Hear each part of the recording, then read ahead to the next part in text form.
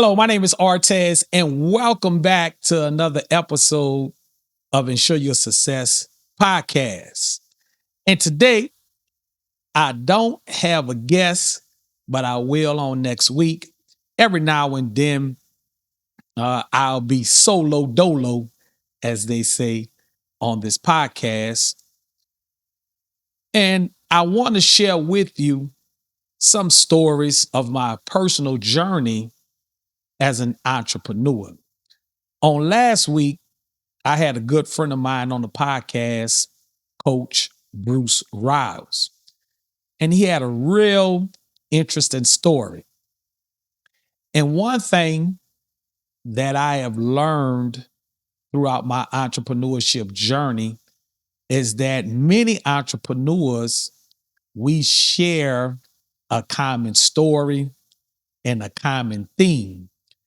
And I'm always intrigued how they dealt with situations that I have found myself in throughout my entrepreneurship journey.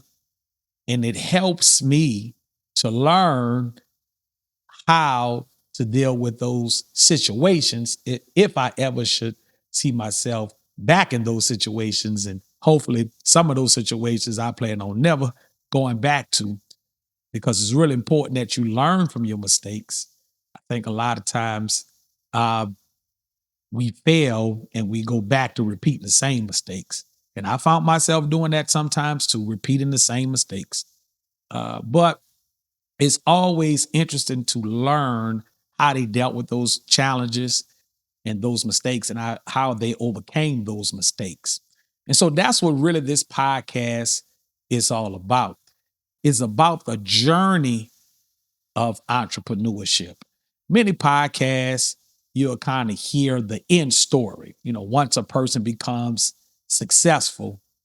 But I think it's more important to share the journey, because a lot of times people get into entrepreneurship and they want quick, overnight success. And that's just not the case in entrepreneurship. So, what I try to do is I try to focus more on the journey of entrepreneurship, the things that's going to shape you, the things that you will have to go through to make you a better entrepreneur and ultimately hit the goals that you desire. And so today I want to talk about a story that resonated with me when Coach Bruce Riles, when I interviewed Coach Bruce Riles. And we had a similar story. And he shared it with you all on the podcast, and I highly recommend that you go check it out.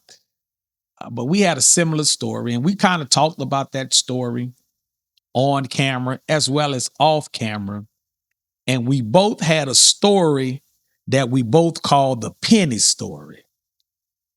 And that's what I'm holding up here in front of you today, an old rusted penny. And many entrepreneurs probably can relate to this. Or if you are a beginning, if you're in the beginning stages of your entrepreneur journey, it's a high probability that you will have a penny story too. And so, what I mean about the penny story, I can remember watching a uh, a documentary on a successful billionaire who was born and raised in India. And I love to watch stories on successful people. That's what I binge watch.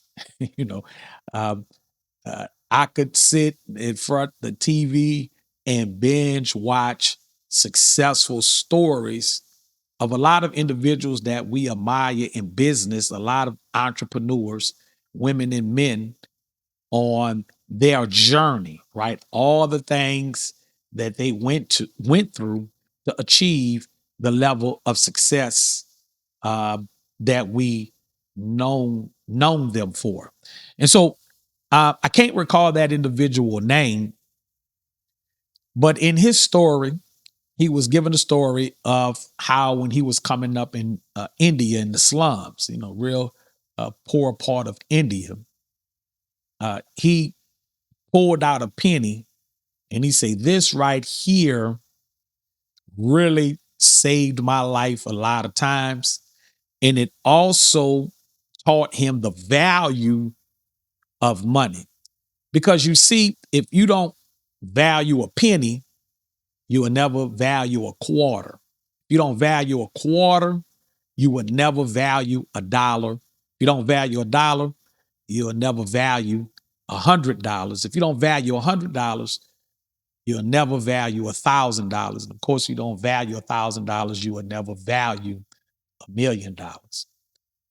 And when it was interviewing him, he said, still to this day, every time when he walks out and he comes across a penny on the floor, he picks it up and he puts it in his pocket because it reminds him of his journey. Now, most people of this man's status makes billions of dollars. You would think will probably just walk right over a penny. And I can tell you, when I heard that story, it resonated with me because I was going through some rough times and challenges throughout my entrepreneur journey. And this right here, this penny helped me out a lot. And so, what I mean about pennies, right? I can remember as a little boy, my mother and my father used to always keep a jar full of change, right? And our parents and grandparents used to keep a jar full of change, and also to a bunch of coin wraps. Today now, due to the innovation of technology, you don't need coin wraps. You can just dump them in the machine and they'll tell you how much uh, coins that you have. So I can remember growing up, my parents would, take their spare change and, they would put it in this jar. And then when the jar filled up, they would pull out the rolls. I can remember my mother pulling out the paper rolls, and we would stuff the rolls, and then she would take them to the bank. During that time, I didn't know that my mother, that change was really important because it helped pay bills, especially at the time when her and my daddy kind of divorced and separated. And she went through a period of time where things was really rough on us. That this penny, along with the quarters, the nickels, and the dimes, really saved us. Helped keep the lights on and the water on. So as I became a young man, I found myself getting one of those big 5-gallon water jugs, and kept one of them in my house. And as I would get spare change, I would put the change in there. Now I was doing it as a savings mechanism, right? Say, hey, if I fill this thing up, I would fill it up, I would wrap it up, and I would take the coins and I would put it in my savings account. Just giving you a little tip there. If you're looking to save some money, which we should all be trying to do. In fact, it was a statistic that I came over that says that majority of Americans have less than $1,000 in savings, meaning that one emergency could put them in financial destitute. So just a little advice, stop throwing that change away. Stop tossing it to the side. Stop walking over it, because you may find yourself needing that change one day, as I'm about to share with you in this story. So when I got into the insurance business full time, when I got into the business, I got into it part time. I was still working, but when I got into it full time, I got into it, you know, I was excited. I'm full time. I'm working for myself. Didn't realize at all the challenges that I was about to face. And in the business that I'm in during that time, I came in the insurance business. It wasn't no Zoom. It wasn't technology.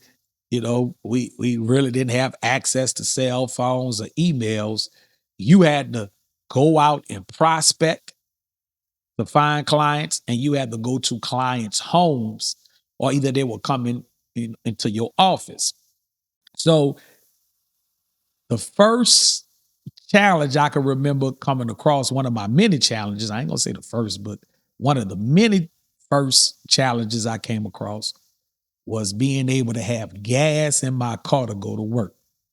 Now, during this time, I wasn't making no money. I wasn't making no sales, or the sales I was making was, just wasn't enough money.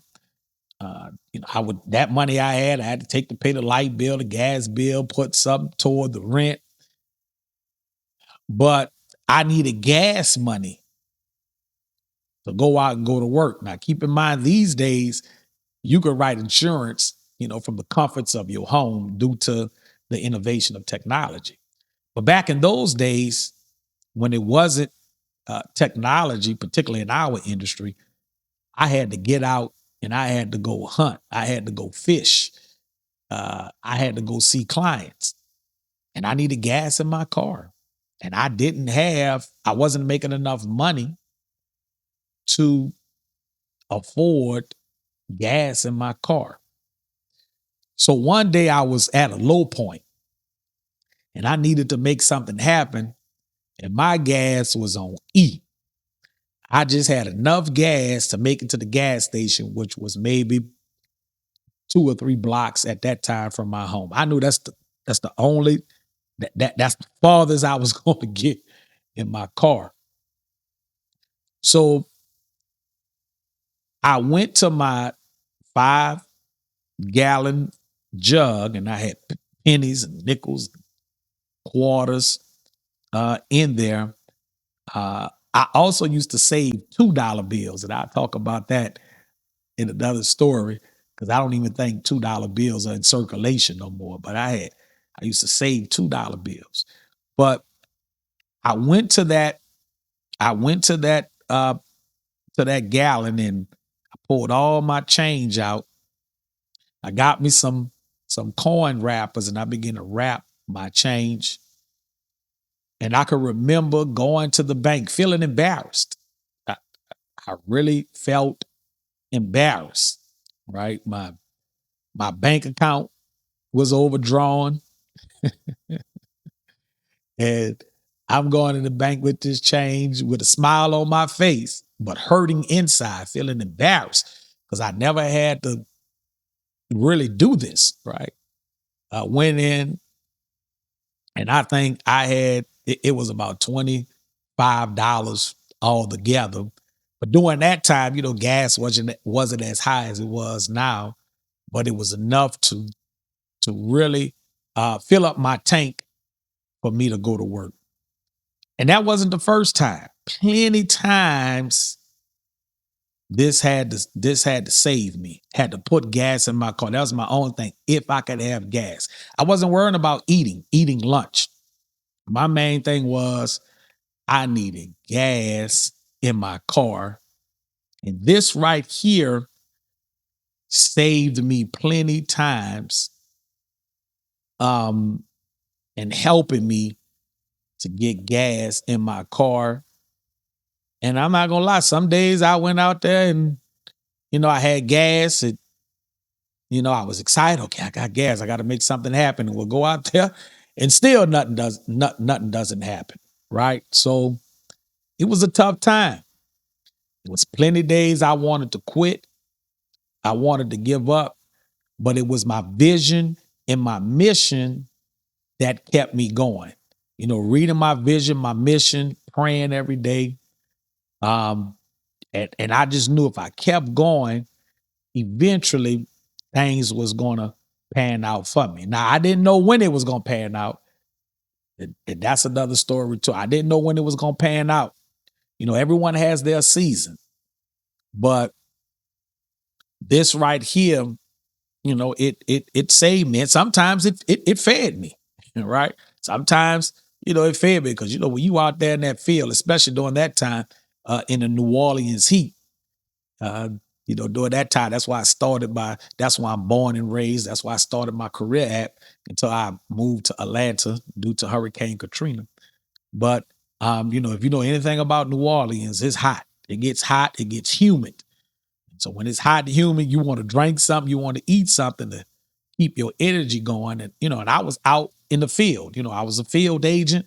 So I was out in the field. And so a lot of times, um, this would, this would buy me a bottle of water or, during that time, you can get your 99-cent hamburger and 50-cent fries during that time. So this right here uh, really helped me. And so when I see people just, don't put value on money, um, it really does something to me. It really hurts me and shake my head because I'm saying to myself, like, how you don't value money, why you don't value it, why don't, you should be thanking God that you even have the type of money that you have. But it goes back to if you just don't value this, you don't value this right here, you would never value the money that you are being blessed with. And eventually, when you don't value something, you spend it in the wrong way. And eventually, God removes it from you when you don't value something. Eventually, you lose it.